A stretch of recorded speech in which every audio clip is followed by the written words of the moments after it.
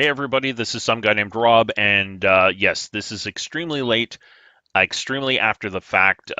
Definitely took way too long to get this going. This is completely on me. I apologize.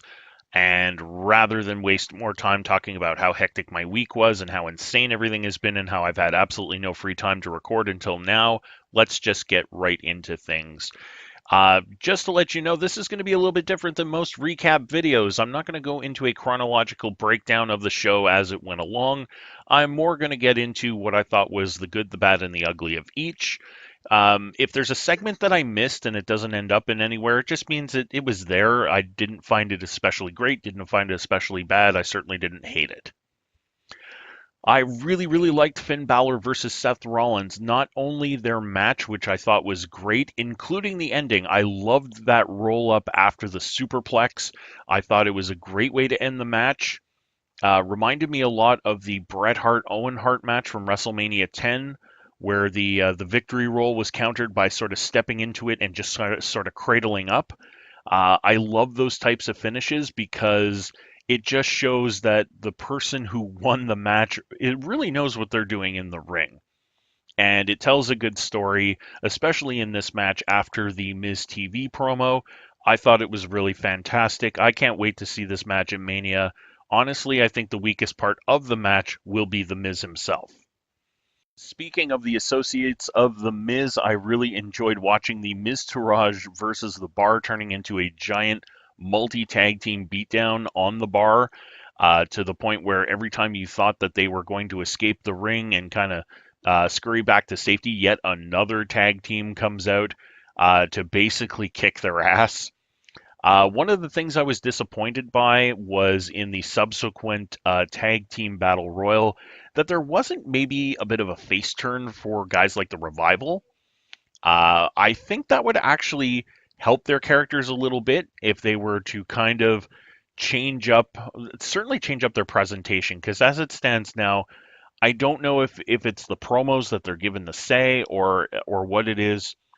Right now, to me, the Revival feels very blasé. They don't have a whole lot of pizzazz going on, which I know is kind of their gimmick. They're a throwback gimmick to when wrestling was wrestling, but it really they feel kind of stale on the main roster. Now I've heard all kinds of great things about them in NXT. I have managed to catch a couple of their matches in NXT, and I agree they are very talented. But right now the presentation is lacking, and I have a hard time really caring. They're not heel enough for me to jeer against them as heels. They're definitely not face. They're very vanilla, middle of the road kind of thing. They're a very vanilla heel, which is kind of the worst heel to be. There's nothing really compelling about them to boo them.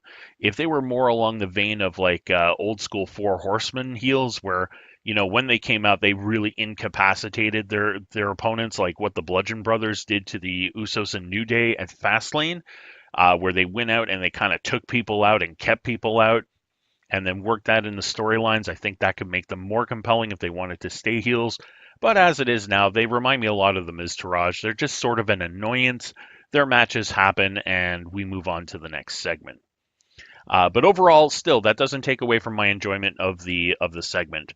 And actually, speaking of the tag teams, I really like the Battle Royal. I love the beginning of it. I think the idea of adding Strowman in as a tag team was great. I loved when he screamed at the ref to start the match. I loved when he screamed at Carl Anderson that he was going to WrestleMania. It was almost like that "I'm going to Disney World" kind of thing after someone wins a sports championship, and then launches Carl Anderson into like 6 or 7 guys. It was great.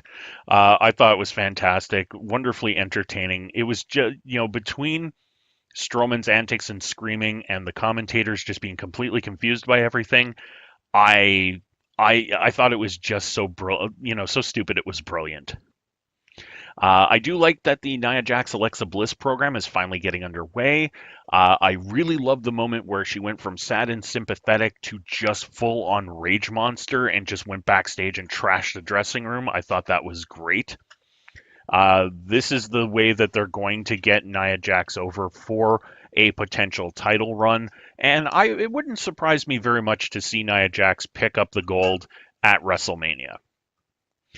Finally, the last thing that I really enjoyed about it, the crowd in general was great. Specifically when they when they cheered Roman Reigns being suspended, and when they basically laughed John Cena out of the building when he's tried to start a "Let's Go Roman" chant. This should tell you something. It's not going to tell the WWE officials anything, but wow, yeah, the fans are not a big fan of the big dog, which brings me to the bad. Um, you know what? I had called it that the cheap heat that they were trying to generate against Brock Lesnar was only going to go so far, and they ran out of road in a big and bad hurry.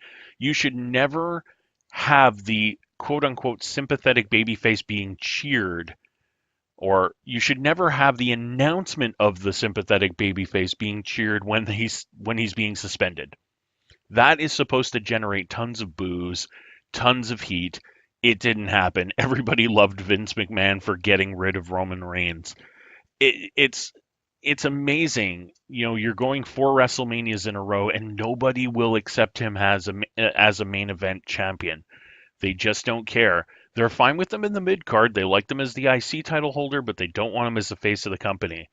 I really hope that they don't make the mistake of trying to make this an extended championship reign, because they will see their ratings drop. It's pretty much guaranteed. Another thing I wasn't really a fan of, the Asuka segment. This was all wrong. They did this completely wrong. I'm going to do a separate video, if ever I get some time, on how you would properly set this up in terms of you're coming out of Fastlane, somebody's jumping from one promotion to the other, and keep all the characters looking strong. Because really what this was Alexa Bliss coming out to bury Asuka, who already has lost quite a bit of heat by being made to look more and more mortal with her matches against Nia Jax. Now, again, it was to put Nia Jax over, but in the process, they've really kind of taken away from Asuka's heat, and she's not getting it back. She didn't get it back in the match against Mickie James. She's way too giving to James in that match. That what it really should have been, if you just wanted to fix a small part of what happened on Monday, keep everything else but just change one thing, is you make Asuka way more dominant in that match and just absolutely beating Mickie James pillar to post. That's really how you needed to build Asuka up, because she does need to be built up. She is a WrestleMania challenger. She's going to be in the main event. You need to build her up, and they haven't been doing a good job of that. They've been using Asuka to build other storylines rather than enhance her own storyline. I really don't like the fact that they didn't pull the trigger on the Bayley heel turn. It was the perfect opportunity. You get Sasha Banks in the ring, and you have her face off against Sonya Deville. This was actually something I was talking to Lee about last week. You do this exact same thing, but you don't have Bayley at ringside. After the match, after Sasha wins, you have Absolution hit the ring, beat down on Sasha. Bayley charges the ring. The Absolution takes a powder, and you have Bayley helping Sasha Banks get up. You have her sort of lift her hand in victory. Only this time Bayley offers up the hug. Sasha goes to accept. It gets turned into a crushing Bayley to belly suplex. Absolution hits the ring. The three women beat down on Sasha Banks, and Paige comes on the mic to say, hey, we recruited Bayley. She's now part of Absolution. Now you've got some heel heat to make Bayley interesting again. And now you've got a couple weeks before WrestleMania to really build on this. I don't think they're going to give themselves enough time to build on this, and it will probably end up being an incredibly lackluster feud as a result. One of the other things I didn't like about Monday Night Raw, too many video packages, way too much filler in the second hour. The second hour had one match. Now, granted, it was a fantastic match, but it had one match. Why do I need to see yet another Ronda Rousey package? Why do I have to see yet another Brock Lesnar package? I don't want to see another video package. They're too much. Too many video packages, which I suppose leads me to the ugly. The ugly of Raw, the announcement of the Fabulous Moolah Battle Royal. I'm way late to the party on this one. Very glad that the WWE decided to change it. But man, somebody is incredibly tone deaf in management to not think that this type of shit was going to come out.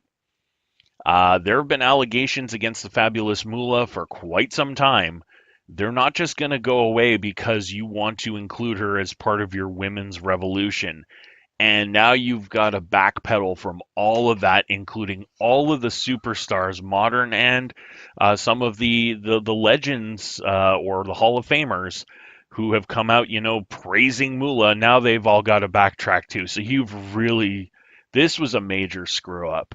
Um, yeah, they renamed it, but too little, too late, and thank God they changed it. Um, so that's basically been Monday Night Raw. I'll do another one of these for SmackDown. Hopefully, I'll get this one up today as well. Next week, things should hopefully get back to something more resembling normal. Apologies for the kind of sound quality and any background noise going on. I really couldn't wait until the house was completely quiet, so I just decided to plug in the microphone and go for it. And I thank you all for making it this far into the video. We'll see you in the next one.